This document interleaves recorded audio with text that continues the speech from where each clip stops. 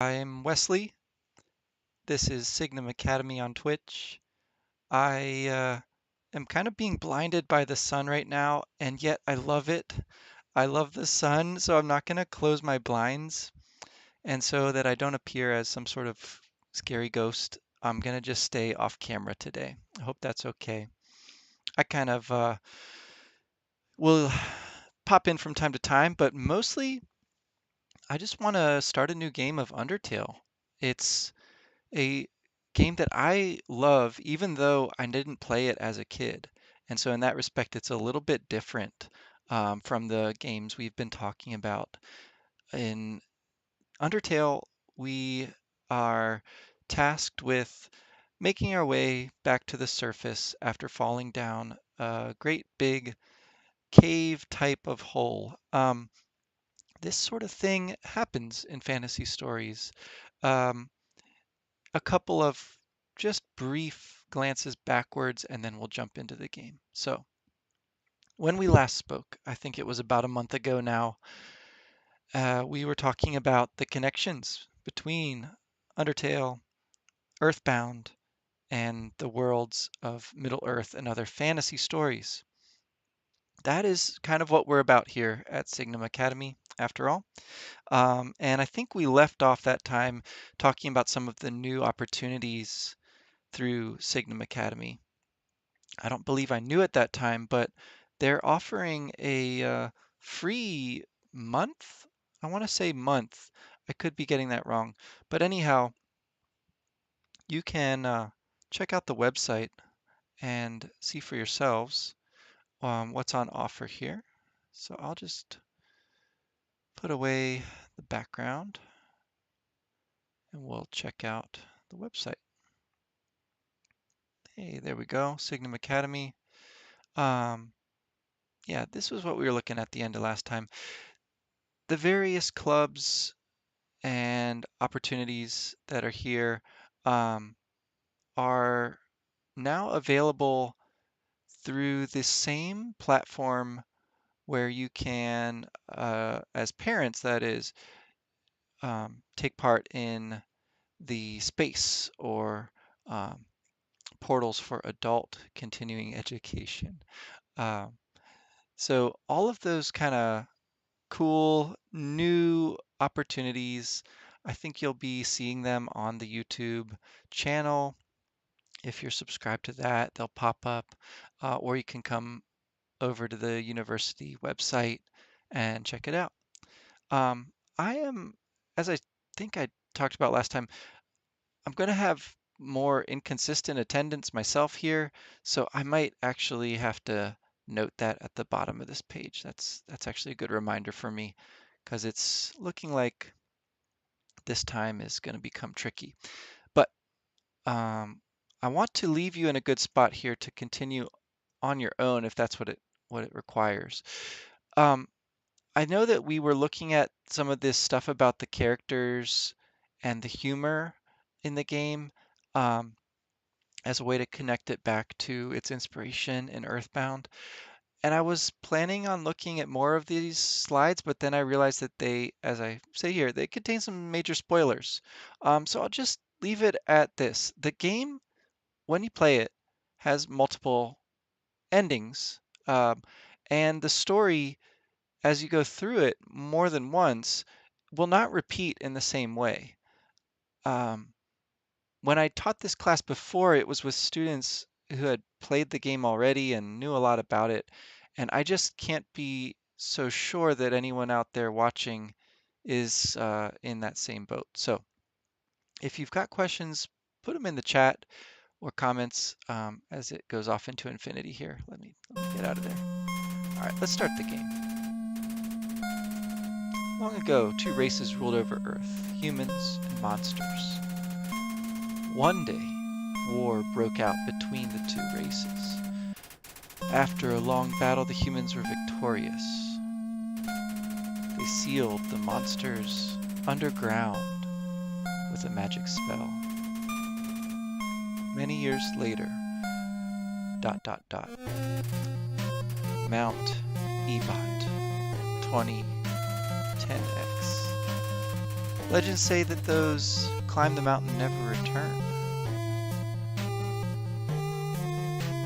And we see images of our protagonist climbing into the mountain, going into a cave, finding a deep hole, tripping on a vine, and taking a nosedive. At least he made a soft landing at the bottom. The camera pans up to show us, for the first time, a bit of color. The light outside far, far above. And that's kind of the opening screens of the new game here. So our playthrough here is courtesy of a person called Carrot. So that's the name they're giving their character here. You can name them whatever you'd like, of course. And when I say them, I do mean them. You can give them whatever pronouns you might like. The first thing that happens when you do start the game is you encounter Flowey, who knows you're new to the underground and is willing to teach you how things work around here. This immediately brings us into the battle screen.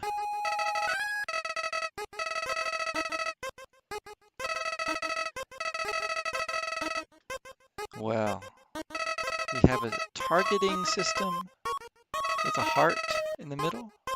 That's our soul. If we fight battles, we'll gain LV, short for love.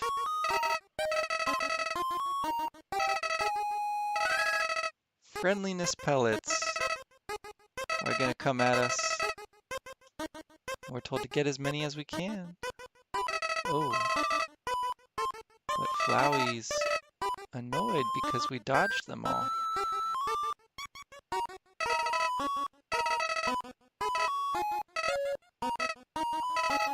Now he's getting mad and calls them bullets. Suddenly his font changes to that sort of squiggly kind that we used.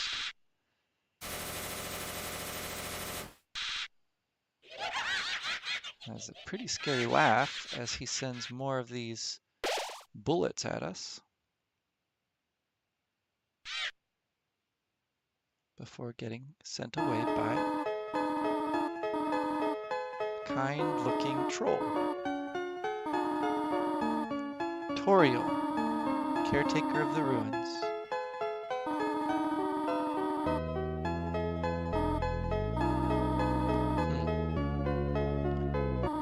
So she checks to see if anyone falls down, just like we did. She says that no one has done that in a long time.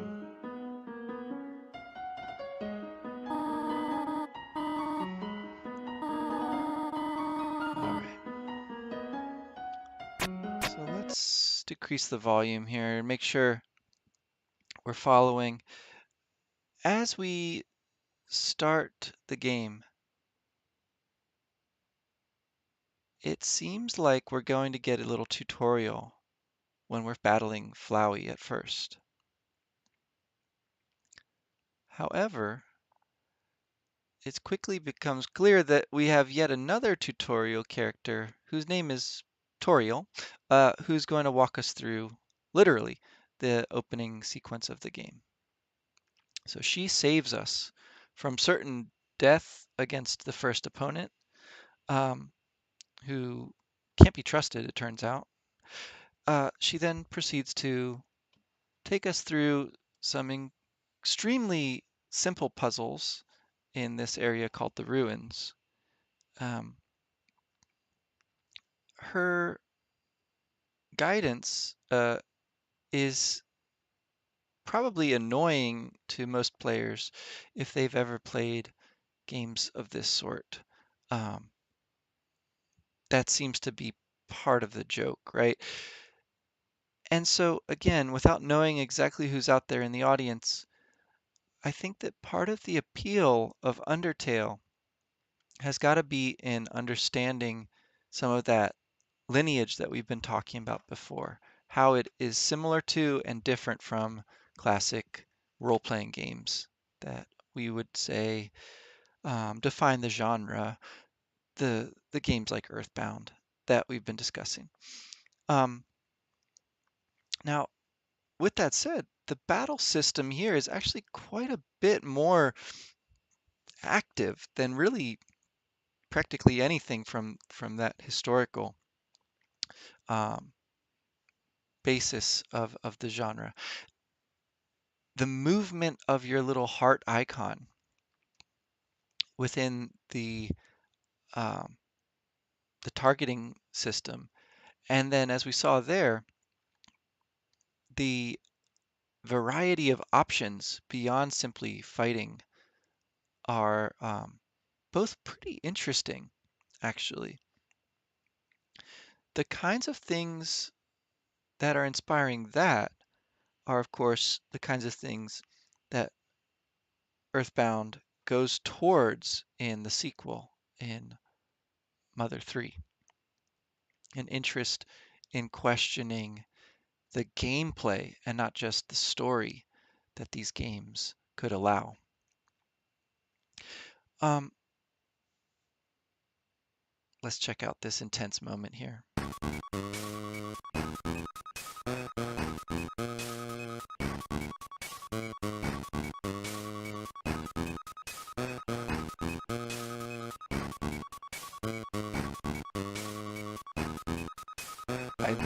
I think you get the idea. And yet it goes on. Um, every time I keep moving my mouse around here, I think you're probably seeing that there are a variety of routes that this particular playthrough is going to show us. It starts with the so-called neutral route and then proceeds to show us some other possible ways to play the game. Um, so if you're playing on your own, you won't know necessarily which route you're in at the beginning. You're going to find out only at the very end. And Toriel continually here talks to us, our character that is, as if we are completely helpless, completely innocent, and really unable to do anything on our own. Um, Again, that may be some players of this game, but it really seems as if this game is designed for a a kind of strange overlapping of innocence and experience, of not knowing, which is the way our player character is represented as a child, and then really knowing quite a bit about these games, the games that are underlying Undertale. And that's the role of the person actually playing the game. Um, I can only speak for myself, but the kind of tension or friction that gets created between those two things is really quite interesting. Um, I think that something similar happens, and it might be a stretch to say this, but in the way that the world of The Hobbit and The Lord of the Rings is created and told through the perspective of the hobbits, who are these sort of apparently, or to all appearances, these weaker and more innocent creatures, um, these people who are like children in some ways. Uh, it's a lot like that, where the reader, whether we're a child or an adult, we're seeing the story through the lens of these childlike characters, these innocent characters. There's a lot of interest, I think, in not just telling stories for kids, but also trying to guide kids by showing them good role models, um, trying to process our experiences through the frame of a story. So our game player here is making some mistakes, even though they obviously know exactly what to do. I think just to show us more of what this game has to offer. But again, as you're starting your own game, you'll probably discover a lot about yourself and about the world of Undertale on your own. Um, the rock that needs pushed is telling us that we can't go pushing it around as if it were some sort of inanimate object. And we have to talk to it, ask it nicely to move, and repeatedly guide it to go in the right direction. So, not just enemies, but all the puzzles are potentially sentient beings in this game, beings with a story, with a voice, ones that we should pay attention to. There's all these little glowing locations. This is the first one that our player checks here. They're all the save points. They're places where you can save the game. And each and every time, whatever is contextually around it is going to be talked about in the little description. And it will end with this phrase about it fills you with determination. Um, I think we talked about that looking at the translation, but that term determination is one that um, Toby Fox and his team had to discuss quite a bit to arrive at a suitable translation for it in Japanese. There's a whole bunch of different ways to say it. Maybe that's not too surprising. Um, and so getting the right tone, the right connotation was a little tricky there. Um, just one of the many little anecdotes that is touched on in Clyde Mandelin's Legends of Localization book about Undertale. Um, but again, that's for those kind of super knowledgeable fans out there who want to know every little detail. Um, if you're just starting the game, you're probably wondering why this enemy, who appears to be some sort of mini boss, only attacks by crying in your direction. Um, Seems sort of depressed, doesn't he? So it's a pretty clear indication here that the characters in this game are going to have us deal with a lot of real world problems potentially. So from the very beginning, Flowey uh, was Flowey was a liar. Now this ghost, um, seemingly depressed and awkward, um, lets its HP lower, even though you can't kill ghosts. And by defeating it, you actually lose an experience point rather than gaining that LV, which we assume probably means levels, although Flowey called it love. So truth and lies, violence, peace, all sorts of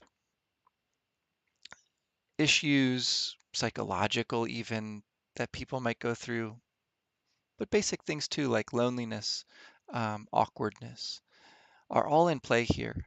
And of course, that idea of caretaking that Toriel seems to represent. So it's a weird RPG. It's not just about fighting, gaining levels, gaining experience. Not that many games are just about that, but they sort of include that as the basic mechanic in the gameplay. This game is interested in questioning all of that and making us wonder um, how all of this is going to help our character make it out of the underground and back to the surface. Um,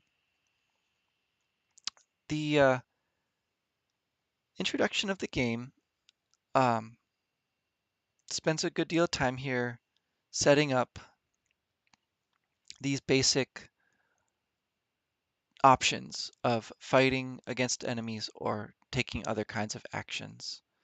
Um,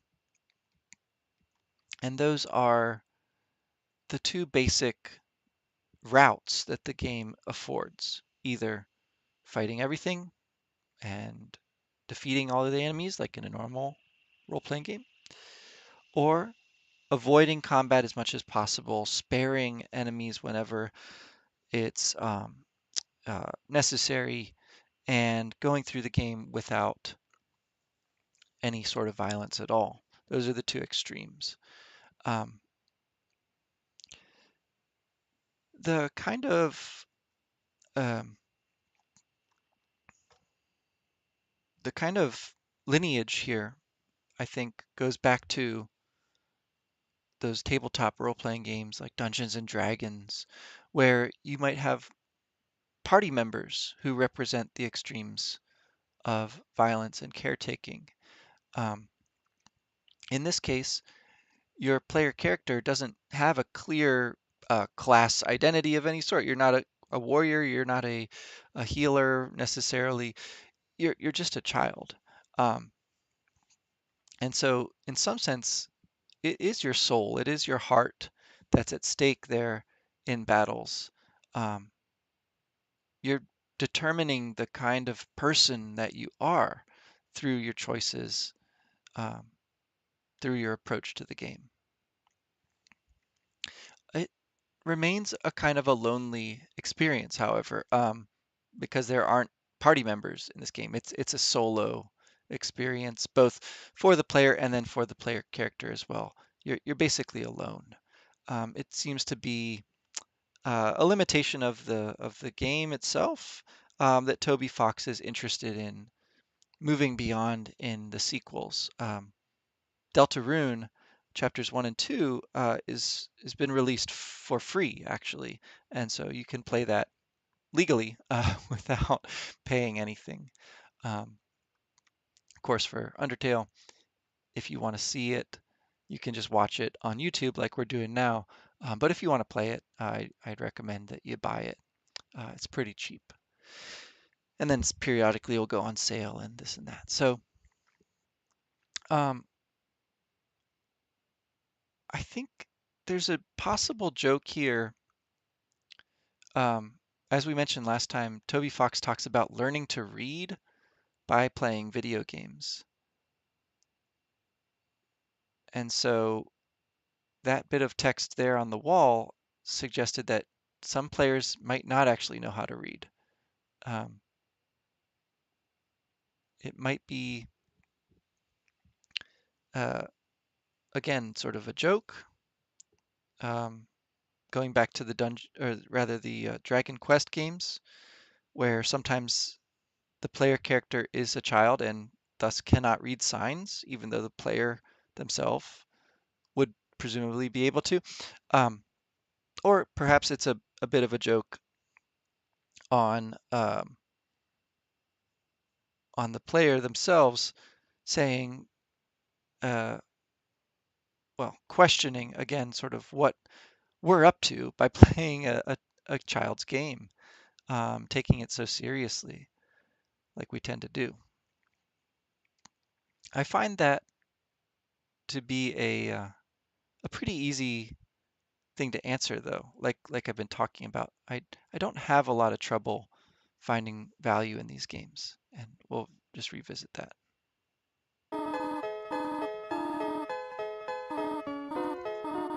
All right.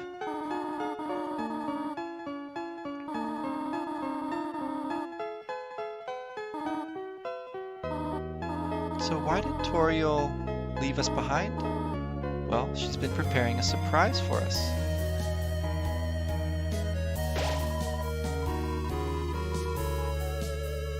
And we get determination from seeing the cute, tidy house.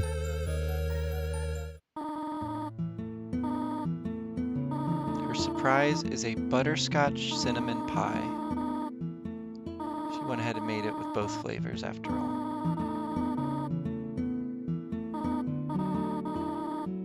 And she has another surprise.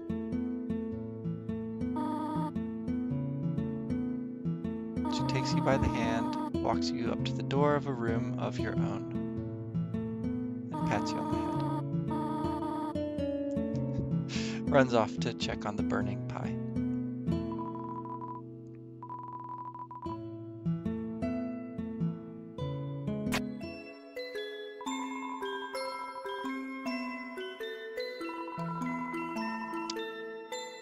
So the things in this room are old. They are obviously for a child, but not necessarily for this child. Lots of things can be checked, including Toriel's diary. Why did the skeleton want a friend? Because she was feeling lonely. So, again, humor.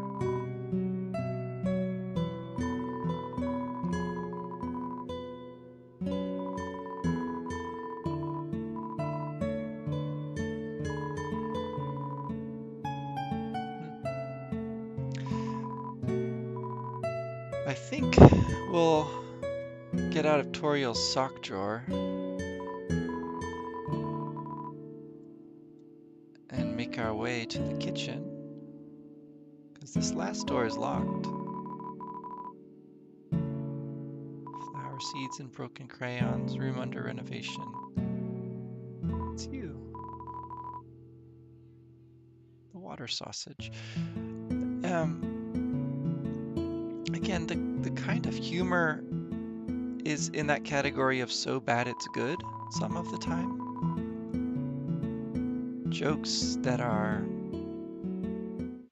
purposely a little bit awkward and silly.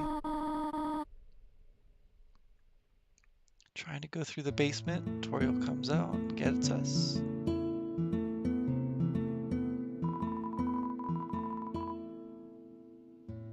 "20X-teen" again is a reference back to Earthbound, 1990X.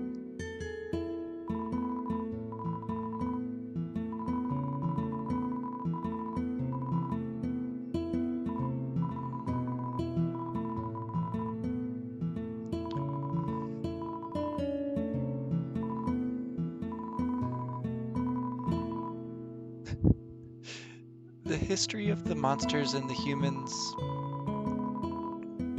again, kind of generic, but just so that we can play off of it, I think.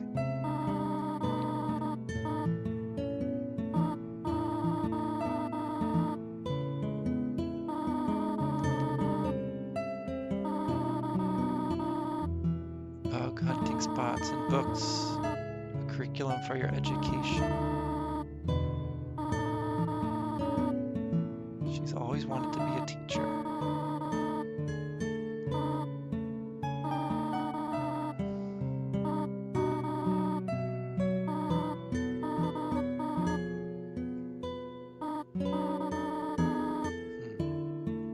All right. I think we'll call it a day there. So you get the idea. The monsters have retreated into the underground and do not particularly seem interested in leaving. They've been sealed away by the humans during that ancient war.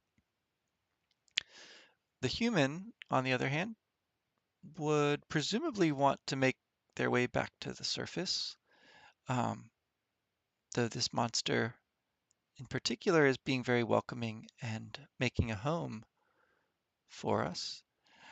And the question, I suppose, is how much are we going to rely on our understanding of how these sorts of stories are supposed to work, and how much are we going to let the story develop in its own weird and funny way? Um, that is up to the player to decide. I, again, would encourage you to play the game for yourself. Um, I can't promise that I'll be here on time or late in the coming weeks and months, but I will update this as I know better what my new routine is going to be, um, going on paternity leave here. And I hope to see you. I hope to hear from you if you're playing Earthbound, Undertale, or any of these old games. Um, and if you're stuck or need some help, well, this is probably not really the focus of our discussions.